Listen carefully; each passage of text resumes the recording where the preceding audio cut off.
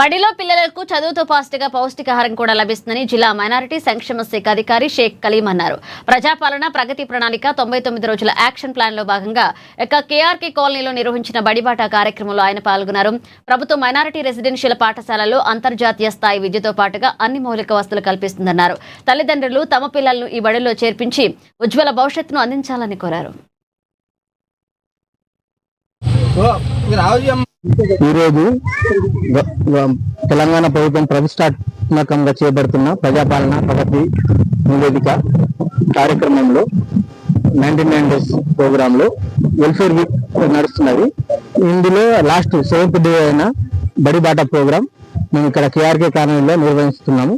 ఇక్కడ మా పిల్లలు, ఇక్కడ ఉన్న లోకల్లో ఉన్న పిల్లలు ప్లస్ మా టీచర్స్, మా ప్రిన్సిపల్స్, మా ఆఫీస్ స్టాఫ్ అందరు ఇక్కడ హాజరై పెద్ద సంఖ్యలో 100-200 మంది ఇక్కడ హాజరై మంచిగా మొత్తం కేఆర్కే కాలనీ మొత్తం తిరుగుతూ విద్య యొక్క ఆవశ్యకతను తెలియజేస్తూ ప్రజలకు మా ఎక్కడున్న పిల్లలకు, ఎందుకంటే మన గర్ల్స్ కు కాలేజ్ ఇక్కడనే మన కేఆర్కేలని మొన్ననే ప్రారంభం సీఎం ద్వారా వర్చువల్ ఇనాగ్రేషన్ జరపడం అయింది.